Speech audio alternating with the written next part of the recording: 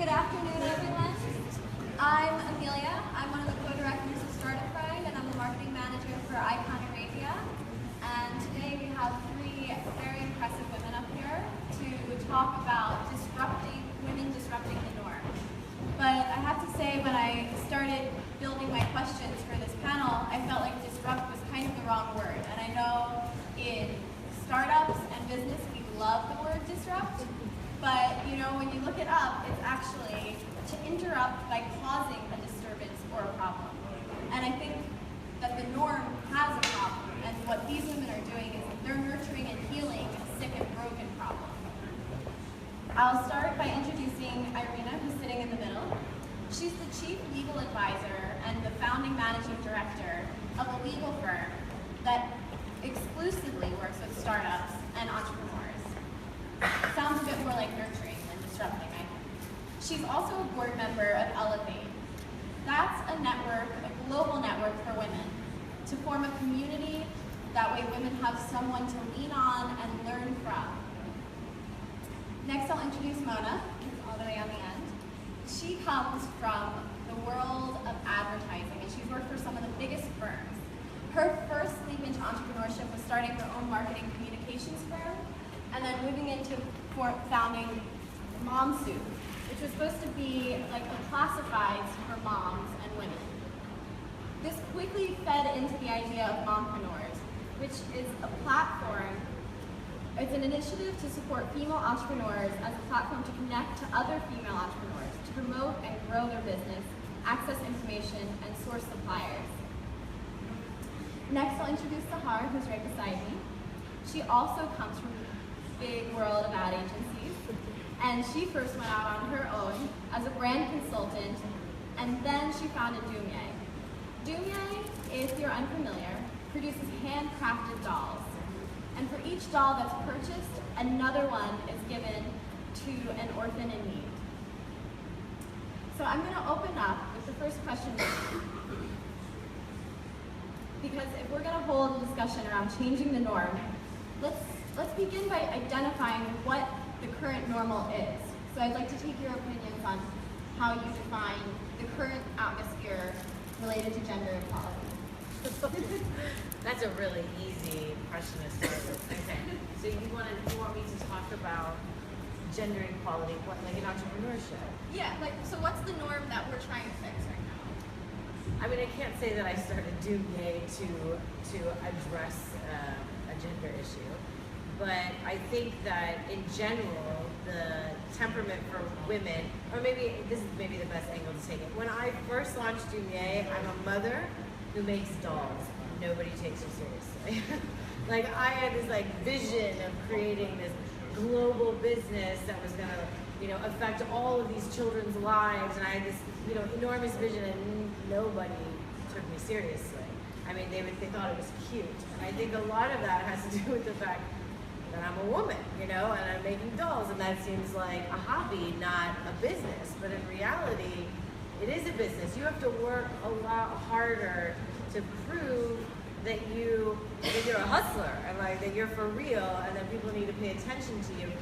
I've been doing it for 3 years, and now people, I feel like they take me seriously. But I had to prove it first. No one gives you the benefit of the doubt in the beginning, and I think that's something that we all kind of fight against. I'm not saying that doesn't happen for men, but I think it's just more prevalent for women. And so that's something that, from my experience, that I'm fighting against, or working to prove wrong. Oh, we don't need one. So I have one. So what is the norm? We probably have maybe 20, 30 nationalities in the room, and norm comes from the family. What is accepted to be norm? I come from an engineering family. And my mom spent 25 years of her life looking for water for remote villages in Central Asia. So that's the norm for me. When my mom is out there in camps, trying to improve lives for people. But unfortunately, the fact is that women are underrepresented, and women do not get to the top of their professions. Less than 17% globally of women are in leadership positions in corporations. in GCC, that makes it, the number is just worse. It's less than 1% of women are on board of directors and in leadership positions. So that is the unfortunate norm that we have to deal with. The reason I joined Ellevate Dubai as board member is to exactly address that huge gap between what is known for me and what is the fact worldwide. We are empowering and encouraging women to not to wait for the world to include them, not to wait for the world to provide opportunities for them, but go out there and do it yourself. Grab those opportunities and include yourself. Good afternoon, everyone. Thanks for being here on a Saturday afternoon. At Mompreneurs Middle East, the norm that we're trying to disrupt is the fact that a lot of people think family and business is a zero-sum game. You're either a very successful businesswoman where your family is suffering, or you're a stay-at-home mom and you sacrifice your family, you sacrifice your business, your professional background, and you become a stay-at-home mother. So at Mompreneurs Middle East, we believe that empowered mothers raise empowered children, and we empower them through entrepreneurship. We don't say that that's the only way that mothers feel satisfied, but the point is there's no point for a mother to be a stay-at-home mom if they don't feel happy and they don't feel fulfilled. So it's more of the quality than the quantity of the number of hours that you are spending with your children. And when you are empowered, you also raise empowered children, which are our future leaders. So there are different techniques. We have many examples in our community. So for example, for me, Donna Benson, the founder of Names Entertainment, she's a mother of two, 5 and 2-year-old. She's running a global business. She is an angel investor. She has multiple properties that she manages, and she's doing everything perfectly. So it's just having the right support system and education, basically, to be able to have a successful business and professional background, as well as being a perfect mother or wife, having that balance between your family and business. Thank you. So some of you touched on this, my next question a little bit, but was it ever your personal objective to go out there and change the expectations and limitations put on women, or that's just something that has kind of developed along the way? So for me, the answer is no. I don't think that wasn't really part of the equation. That wasn't the problem that I was trying to solve with Dumye. I think, but I honestly believe that change happens by example. So it's like one thing to say, that there's inequality or that there, whatever the issues are, and to complain about them, and then there's the people that just go out there and like make things happen, because the more we see women succeed, the easier it is for the next girl to do it. So talking, not to say that we should recognize it, and because some people don't even recognize it. So talking about it helps build awareness around it. But I just feel like the best way to combat those stereotypes is to just crush them and just get on with it, right? In my opinion. Yeah, I absolutely agree. I joined, as a young lawyer, I joined Amelia Gundersen-Herman, and I was the only woman in the entire office who's neither secretary nor junior HR professional. So of course it was tough, but you do what you have to do. You don't wait to be invited into the meeting rooms. You go in and you don't wait for somebody to put a file on your desk. You go and grab it if you need it, and then you don't wait for somebody to ask for your opinion. You tender that opinion because that's your job. And as I progressed in my career, I had departments, teams reporting to me, and I always felt women were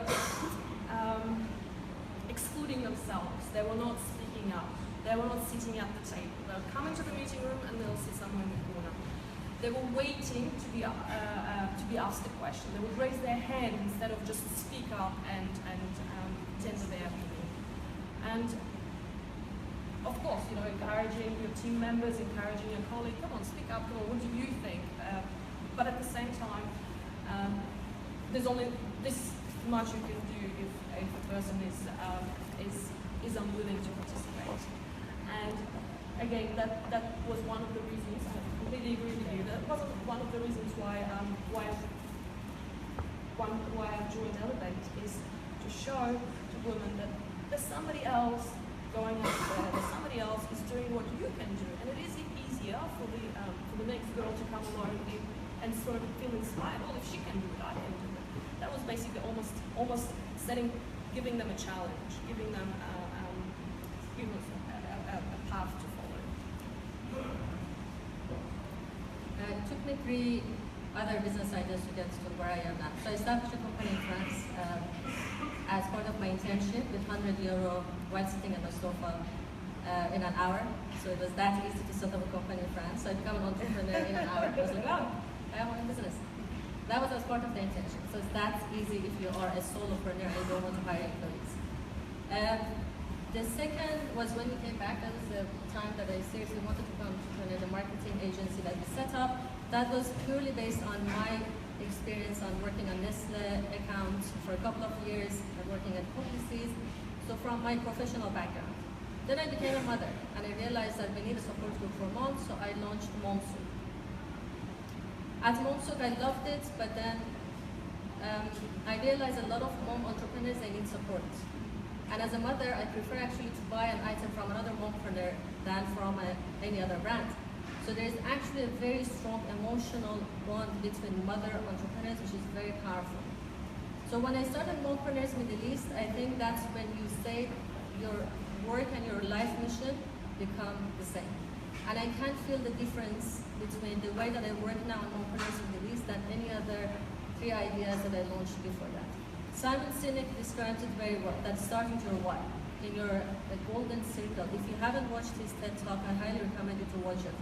Golden Circle by Simon Sinek.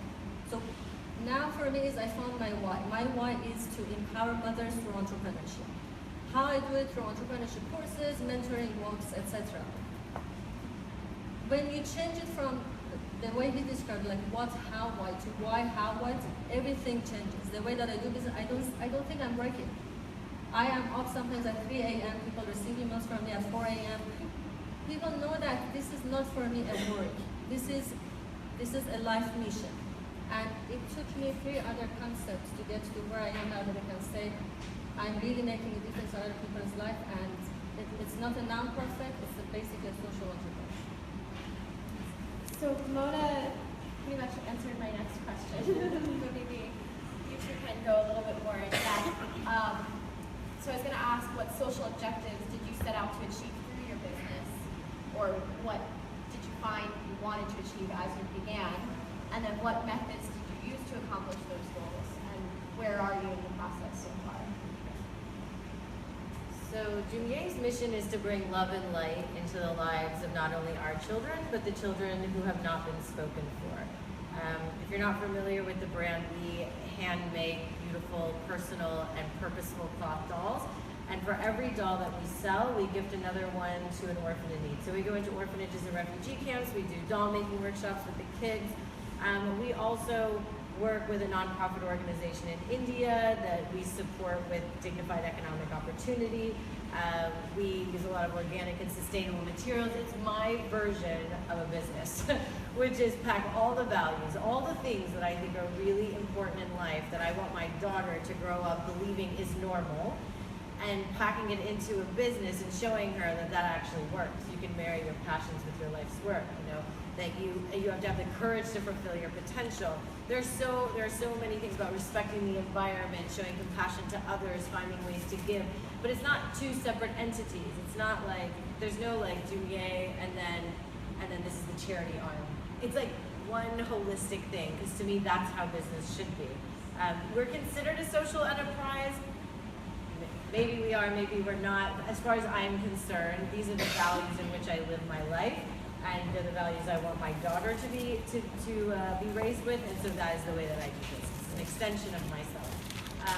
So we've been like that from the beginning. It is hard when you have such a commitment to being ethical, to giving back, and doing all these things when you're a startup and you're like rubbing 2 dirhams together trying to make 5 out of it. I mean, it is hard, but I do feel like when you stick to your guns and you are purpose-driven business and everything comes from an honest and genuine place, the people will come out in droves to support you. And they have. Like for Dumye, we've had so much support from like the media and the press, and we don't have a PR person. I don't have like we can't afford that. We're like a startup. We're like scrappy, trying to make things happen. But people have come out in droves because we have an honest story, and we're trying to, we produce something that adds value, and at the same time we're helping people, and that's a positive story to share. So people want to share that story. They'll come out, they'll buy your product, they'll tell their friends. So it sort of naturally happens. We have, from the mission side of things, we started doing our first doll making workshops here in the UAE, and then we went to Lebanon and we did workshops in the refugee camps there, and then we went to Egypt and we did workshops in like 9 different orphanages. It was like 700 kids over the course of a week. And now we're sort of taking a step back to reassess how we've been doing, because now we've done it several times, how we've been doing it and how can we do it better. So we're talking to a few different nonprofit organizations. Like one of them is working in Greece with a lot of the Syrian refugees coming in, and possibly setting up a base camp, like where we would basically work with thousands of kids over the course of several months, so that we can track our impact, so we can see like, is what we're doing actually helping them in any way? I mean, there's research that tells us when you do these kinds of things that helps the kids in this way, and then there's like the motherly intuition that says, I know that makes that kid happy, so I know at least I did that. But how can we improve upon it? Because if you're going to invest all that time and all that money, you want to do it like the best way possible. So we're exploring other ways of being able to do it. And also as we grow, and I scale the business, I have to be able to scale our ability to create those moments for the children that are not mine in a really positive and meaningful way. So before I give away a couple $100, now I need to give away a couple $1,000. Like, how am I going to do that and maintain the integrity of where we started with? So that's where we're at in the process. I have a few more set numbers for you. So less than 21% of women participate in labor force in the MENA region. So less than 21%. In GCC the number is a little bit higher, it's 32%. But the reality is that more women graduate from universities. More women obtain higher degrees than men, but we have this huge disconnect. With AdRem, with AdRem, we have a recruitment campaign starting in February, and we just basically need to recruit more legal associates, and we're targeting new parents. I don't care if it's a new mother or a new father, it's new parents. Because there are more women graduate from law schools, and more female lawyers starting with law firms. But by a certain age, they disqualify themselves from the labor force because they start families, etc., etc. And having a very demanding career, working as a lawyer, working 16-hour days, 15-hour days, and having a couple of children, that's a little bit, that just don't come together. And one of the things we're planning to do is to hire those new parents, give them the flexibility they need so they can look after their family, they can look after their children, but at the same time, they're highly qualified lawyers, they're highly educated lawyers, and entrepreneurs can use such an expertise. I'd like to mention that a lot of times, a lot of entrepreneurs or social entrepreneurs, they don't know that they're social entrepreneurs because they make money. A social entrepreneur is anybody that's making a difference in other people's life, and what they do is bigger than themselves. So if tomorrow, for example, Sahar, I'm sure they give you $1 billion, and all the time you will still probably continue doing what you are doing because you believe in it. Social entrepreneurship is, as I mentioned, the benefit is bigger than your own, and your drive is not only power and money. So definitely, I didn't know that you're a social enterprise until I got into the social entrepreneurship. But usually there's also a very personal story. So I was raised in war. So 8 years of my childhood was in war. And when I came to Dubai, a lot of things changed. The fact of stereotyping, when you think that the other country is an enemy, and then you meet beautiful people inside out from that country, and how it changes you completely. There is a personal story I shared in my TEDx talk if anybody is interested. But also I realized as a mother I have full power on raising children with love. And instead of trying to change the mindset of our current leaders, if we focus on our future leaders, I strongly believe that if a person is loved, there's no way that they can harm another being. So all the trouble and chaos that we have in the region and the world is because that leader had some childhood problem. They were not raised in a family that was, they don't have the confidence that they had to have as a child. So there is a personal story when we say empowered mothers raise empowered children who are future leaders, that will bring peace to the region and to the world. So given that reason and why behind what we do, definitely falls under the social. Thank you for saying that, because as I was sitting here, I was like, all three of them are social entrepreneurs, and I'm not sure if they realize that. And even along those lines, I feel like maybe there's something to be said that women are more inclined to incorporate that social aspect into their company. Just food for thought. So my next question. I had previously interviewed Sarah Mohamdi, who's the founder of Eventbox, and she felt like we put ourselves in a box if we identify as female entrepreneurs or female leaders or female businesses. Like, we should be what our career and our profession is first. Because she said that as soon as you put those limitations, you affect your own mindset and your own perception of your abilities. So for me, I never thought about that. I definitely identified myself as a female almost before most things. So I'd like to hear your perspectives on that. So I just think of myself as Sahar. I don't think of myself as a female entrepreneur. I'm just Sahar, and I'm an entrepreneur, and I'm a mother. But my gender, for me, doesn't play a role. I think being a parent is a much more complicated part of being an entrepreneur, because you're trying to balance that with a very demanding business. But instead of, what I've tried to do is to, in any marriage, you need to have a supportive partner. And I think in particular, because generally speaking, the mother takes more of the burden of, well, not burden, but the responsibility, I would say, of child rearing. It's nudging your partner to step up to the plate. Like we both work full-time jobs, you know what I mean? Like, you work a full-time, my husband works a full-time job, I work a full-time job. Some days, like today, I'm here and he's with the kids. You know what I mean? He's not with the nanny, he's with our kids. Like, he's there doing it, grocery shopping and doing whatever to support me as I'm here speaking with you. And it goes the other way around. He had to go to the US for a conference for 8 days, and we have a 2-month-old baby and a 6-year-old daughter. He was like, how am I gonna leave you with a 2-month-old baby and a 6-year-old for 8 days? I was like, this is an amazing opportunity. Go do it, don't worry about it, I got this under control. And it's that sharing. It's that sharing of responsibility. It's the empathy for the other person.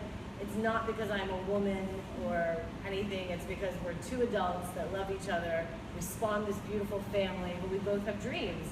And the only way it's gonna work is if we support each other. So I hope that answers your question. No, we don't need it, sorry.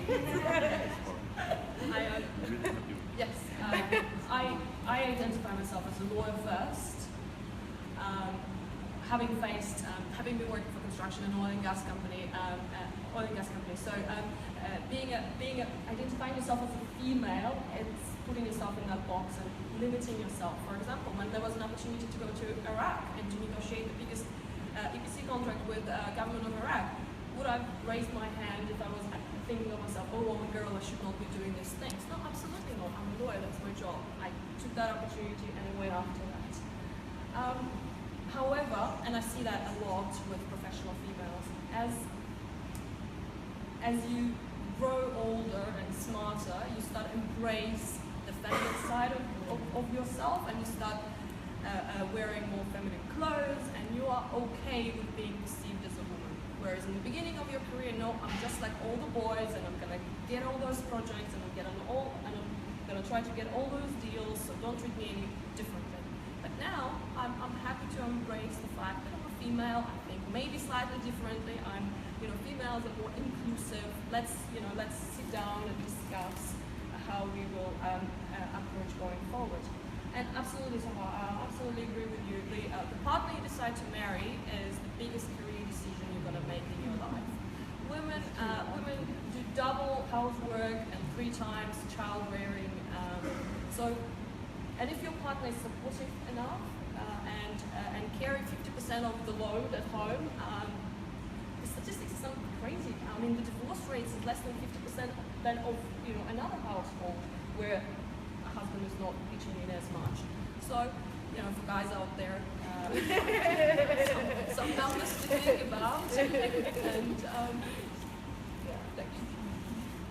Well, being in this country, being a female entrepreneur has been to my advantage. So I won several grants and I've been given a lot of speaking opportunities. So for me, I actually feel that it's an advantage that I am a female entrepreneur in Dubai. If it was another country in the region, it would have been probably different. But are men and women different? Definitely. We are much harder on ourselves. We want to always have everything perfect, and that's not only for entrepreneurs. There was an HR manager from PepsiCo that when she puts an opportunity out there for a promotion, if there are 10 criteria and women meet 8 of them, they think, let me first make sure that I'm also qualified for the other 2. But if men have 6 of them, they jump into it and they say, okay, I'll figure out the other 4. That's not only for entrepreneurs, that's women in general, that we want to make sure that everything is perfect when we do something. We are a lot harder on ourselves. As a mother, it makes a huge difference because there's always this question that if I'm here, is it worth it? Because I could spend it with my children. Usually, anyway, especially in this region, my first job is being a mom. Always, no matter how big or small my company is. So that question of, is it worth it? What I'm doing, the number of hours that I'm putting, is it worth it that I'm taking it away from my family? For me, the answer was yes, because the more empowered I get, I know that the way that I deal with my children is also a different way. And that's the whole, as I shared, that's the whole reason that we started the business. I know that the more education that I go through, the way that I raise my children is way better. So the answer for me is that yes, it's definitely worth it. But that question is in the back of mind of a lot of mom entrepreneurs. That after a couple of years they say, I'm spending a lot of time on this project. Is it really worth it? And not always the answer is no. So yes, so I've seen a lot of mom entrepreneurs who have stopped their business because that answer was no, it's not worth it. Now I'd like to shift gears a little bit and have you guys kind of talk about what you think a healed norm would look like. So what would gender equality in entrepreneurship and business in this region look like to you? And reflecting on difficulties that you faced so far in your career, maybe use those as inspiration of what changes can be made. So I don't know that I have the answer, but I think that one of the things that would help is if we remove, like, let's say for women, a lot of it, let's be honest, of the prejudice against women has to do with like when you have kids, right? So like if you hire a woman and then she ends up getting pregnant like 6 months later, and then she's gonna need to take maternity leave, and it's gonna cost the company more money, and I mean, these are very practical things, but it's real. Like, the guy's not gonna have the baby. Like, it's gonna come from the woman. It's gonna happen. So the only way, really, in my mind, in order to erase that is, it's not maternity leave, it's parental leave, right? So like, you give men and women both leave when the baby comes, right? Because then you flatline it. And the reality is that is a really important time when a child first comes into the world, for them to have both their mother and their father there nurturing, not only for the baby, but to support the mother. I mean, the baby doesn't pop out and the mom like stands up and is like, hey, like, what do you want for dinner? Like, that's not how that works, So her body has to heal as well. And having the support of, your partner there and to bond is a beautiful thing. So I really feel like that would be like the quickest, easiest way to flatline this issue is to treat them the same. So everyone, parental leave, 2 months, right? And we get on with it. And then I really feel like that would just be the game changer. Well, I don't have the answer of how to heal the norm, but I happen to have the answer what will happen if the norm is healed. $12 trillion will be added to global growth if women's participation and men's participation in the workforce is equal. $12 trillion, that's the answer. How do we get there? You know, if you look what the leadership of Dubai is doing, more women are being appointed to the cabinet positions, more women are being appointed to the senior corporate jobs. So that's a step, that's definitely a step. There's also some talk about compulsory sort of minimum percentage of women on board of directors. I personally, you know, I'm a woman and I'm a lawyer, and I don't agree with that personally, because I do not want to have a situation where, you know, a person is appointed just because of her gender. We just need to have that minimum numbers. But what's the right approach? I honestly don't know. There are very smart people who are trying to figure it out. And one of them, McKinsey & Company, I have a couple of reports if you want to pick up from me afterwards on women in leadership in the GCC, and they talk about the fact that there are lots of women in senior leadership positions in GCC are the first ones, and they were all interviewed, and they all mentioned how they really feel the burden on one hand, but very proud on the other hand, because they are the first one to ever hold that position in the entire history of that country or that company. So hopefully we'll get there. There are different definitions of gender equality. So for me personally, women's empowerment involves both men and women. So when women are empowered, we are talking about a more prosperous and happy communities, families, and world in general. We actually need more men involved in women's empowerment project. And Sheikh Mohammed is a perfect example. He's a very strong man who believes in empowering women, because when, as I mentioned, when women are empowered, that means that the whole family, community, and society is empowered. Does that mean that it has to be 50-50 always? For me, no. Does it mean that all the women have to go into the oil industry and we should have 50-50? I don't think so. Should they have more men as nurses? I don't think so. For me, it's not the matter of 50-50 in terms of the equality, but the opportunities that are given to both men and women has to be equal. But if men decide to pick up any job, or women, that's their choice. I don't think, for me, the successful world is when feminine attributes are appreciated. So there's a whole study of like our right brain and left brain. Right brain has a lot of our feminine attributes. That's where the creativity is there. Flexibility, community, these are all very feminine attributes. And leftist structure is more of a masculine, goal-oriented. That whether we are men and women, we need both attributes of feminine and masculine. For me, success is when an individual has both attributes. There's no point of having female CEOs with masculine attributes, because they're actually worse than men. And so for me, again, that gender equality goes back to appreciating the feminine attributes in our organization, but providing flexibility, for example, working hours. That's very feminine. It doesn't matter who is the CEO, whether it's a man or a woman. Before I go to the next question, I'm just curious if there's any man in the audience that would like to share his opinion on what things could be done to reach a more equal. Anyone?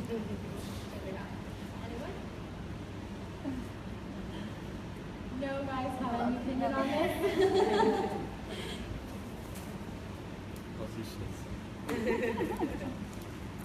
Hi, my name is Abdullah. I totally agree. First of all, we need to treat them as an opportunity the same. Because if you look at it, I work in a location. I'm a leader for roughly I have 30 women and I have 5 men. They're working more than men do, honestly, because they look for perfection.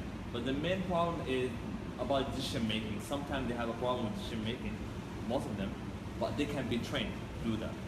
As a man, they kind of sometimes are lazy, but a woman, if you give her anything to do, she will do it. Thank you.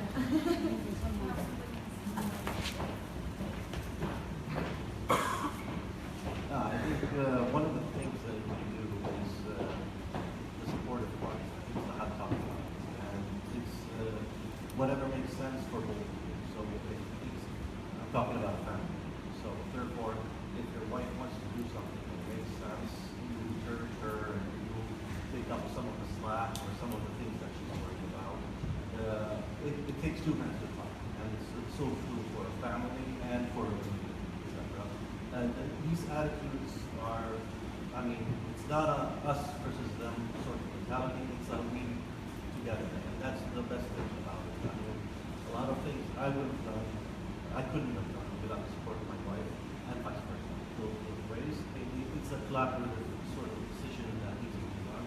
She works full time, she takes care of the kids, I take care of the kids whenever I can, and this is the thing that works there. I mean, it wouldn't work if I was taking the lead or she was taking the lead. It's about both of us working together. Thank you guys for contributing. I think too often when we have these panels about women's equality, there's no male voice included. And I think I that's just want to say, we're talking about like the family side of things because that seeps into the work. Like, so like the CEO of those big companies probably has a family, or you know what I mean? So it's like it's just like a mentality that just needs to permeate outside the home into sort of the Well, that's where it corporate starts. world. Yeah, That's so the it start. starts there and then it kind of permeates. I'd like to hear, you got another? I just thought it would be fitting to say, why not? Because it's 2016, right?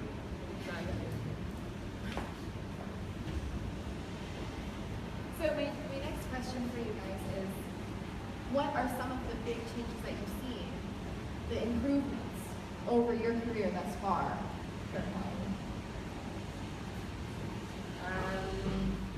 I don't know. I don't know if I feel like I have anything to really add on that. So I'm gonna pass. Go ahead. Are you at the one time I don't hand it to you. There are a lot of legislative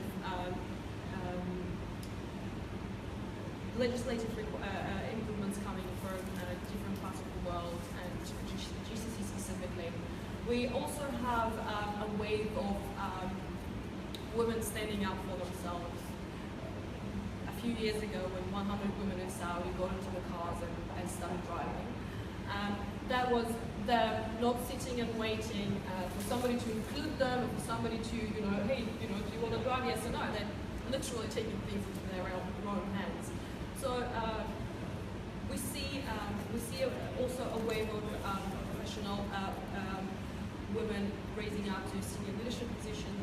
We have, with the rise of technology and TED Talks, we have very senior, inspiring women showing us that there is a way.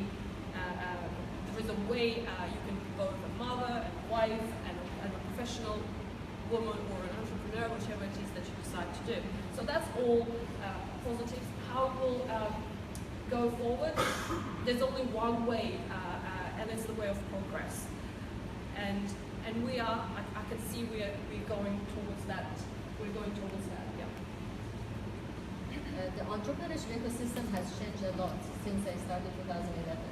We didn't have so many events, so many co-working spaces, grants, awards, competitions. I think each competition happening every weekend now. So that wasn't there in 2011. We did not, and there was no trust and faith in the region in general.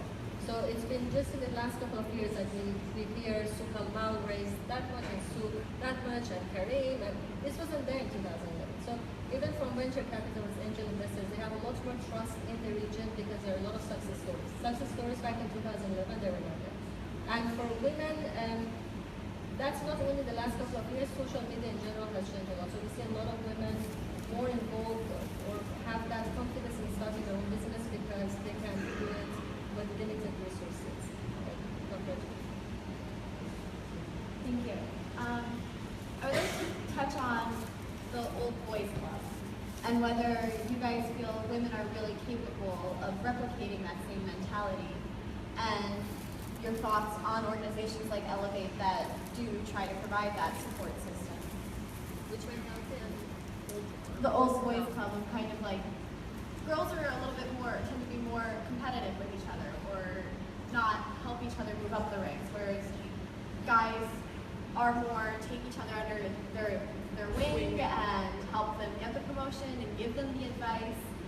Go ahead if I can. Yeah. That's basically why Ellevate was born. It started in the US, and basically female associates saw that trend where male bosses would be taking their male associates under the wing and promoting them and providing them with the opportunities, and men stick to sort of certain type of activities after work hours. So, and women might not feel comfortable participating in those activities, whatever they are. So Ellevate was started exactly to create our own girls' club, provide each other with opportunities. We believe that networking is a #1 business resource you can use to elevate your career, to elevate your business. And men are more than welcome to come to our events. Men more than welcome to participate, because again, you know, we cannot talk about gender equality by excluding the gender. 50% of the population. You can't just do that. How are we progressing much? I would like to think that we are. Every time we run an event and there's a very inspiring a woman will be talking about her journey. And the last event, Donna Benton was talking about setting up a company with $3,000 she had in her pocket, and 15 years later her company is valued over $100 million. So after that very event, a few women commented how they now feel inspired to proceed, and they feel inspired to start their own business because they see a role model who has done that. And Donna has shown that yes, it is possible to do that. Yes, she's a Western woman in the Middle East, and yes, she has done that. So what stops the rest of us from at least trying? I go to a lot of women's empowerment events, and usually women say that I have never ever faced it. Never. Not in my corporate world. My best managers were always women, the ones who lifted me up. My best partners have been always women. The community of mom entrepreneurs that we have and the support, Dua is here. She's part of our group. We have the support group that is in the community of mom entrepreneurs is, I cannot describe it in words. So I have never seen women who don't support each other. Donna actually I had the privilege of, she became my mentor recently. Whether I asked somebody to be my mentor, or I asked them to be my partner, or I wanted all of my partners and associates, a lot of them are women, and we support each other. We believe in that partnership. So I personally never, whether it's in my corporate world or in my entrepreneurship journey, has never faced anybody who that jealousy or not supporting each other. I have to agree. I'm in that camp as well. But I think that in other industries, like let's say banking, or or like law, I think things that are really dominated by men and kind of like institutions in themselves, I think you face a lot more of that. I've always been in the creative field, and so I've always had really incredible, I've been lucky to have incredible women around me who've given me advice from the time when I, had my first job in New York City, and, you're like, how do I get a raise? Like, how do I make this happen? And like, one of the women sitting down, this is how you do it. Like, this is what you say, And so I feel like I've been really lucky in that respect. But I know that it happens because you hear all these other women talking about it. I think I've just been lucky to not have faced it. So I'd like to go back to the feminine attribute. So it is a feminine attribute to have we instead of I, to have that sense of community. The ones who are more into the I usually have more of a masculine attribute stronger in them. So it's again all goes back to that having that balance and harmony between masculine and feminine. Okay, this will be the last question. We've got to wrap it up because the whole program's a little bit behind right now. So my final question is just if you want to touch on any things that men and women can do day to day or in the work space to make things more equal. I think it kind of goes back to what I was saying before, is like if we look at the reasons, one of the most prevalent reasons why we see inequality between men and women, it's because culturally speaking, no matter where we are in the world, there's been a very firm place of responsibility of what women do and a very firm place of the responsibility of what men do. And as time goes by, those areas get blurrier, and the blurrier they get, the better it is for everybody. Because you know what? There's some really great stay-at-home dads, Like not everybody's like you need to find your purpose and to fulfill your purpose. And it doesn't have to do with your gender. And so trying to remove that from the equation, the blurrier those lines get, the better it is. And it doesn't mean that like in every household, everything needs to be like you were saying, like 50-50, and the same thing in the workplace, 50-50. You need to play off of your strengths. Like, what are you good at? You know, like where is your calling? What is your purpose? And then finding the space to fulfill that. And then being appreciative when somebody, let's say, has a passion or a purpose that falls out of line of what, you know, culturally speaking would be appropriate or considered, you know, like the man is the breadwinner and the woman is the caretaker. When those lines get blurry, being able to be open-minded enough to embrace that, because I think that's where the shift happens. I mean, that to me is like the source of it, and that's how the evolution happens. Study after study shows that if a corporation has more than 3 female senior leaders, that corporation will deliver more returns to their shareholders. And governments with more female leaders are more democratic governments. That's the facts. That study after study shows that. How do we get there? That's another question. And we get there by including both genders in the conversation. We get there by women realizing that they're not going to, somebody will not, you know, come and take you by a hand and lead into your government position. No, you have to take what you believe is yours. Go out there, speak up, own your space, believe for yourself, negotiate for yourself, and but do that from the place of being authentic and true to your beliefs. Again, feminine, masculine. Don't pretend to be a guy. Don't play on those masculine attributes, thinking that will get you further. Be authentic to yourself. If you're an introvert, if you're kind and gentle person, then play on those strengths of yours in order to get where you want to be. But don't stop and don't limit yourself, thinking, oh well, I'm a girl and I grew up in this part of the world. This is all I can do. That's absolutely not true. I'd like to summarize by just saying that the definition of success is very different from one person to another, and that's for both men and women.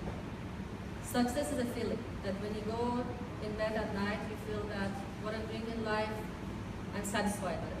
And there is no general definition of success. Can women have it all?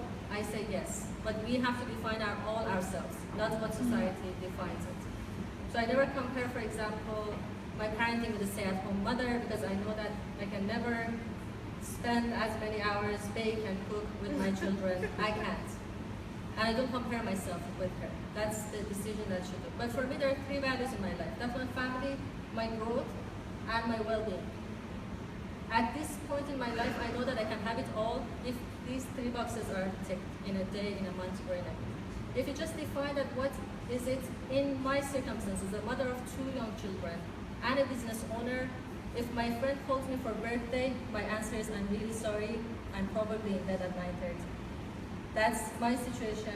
So if for all women, yes, we can have it all if you just understand what are the circumstances that we have and don't expect too much from ourselves.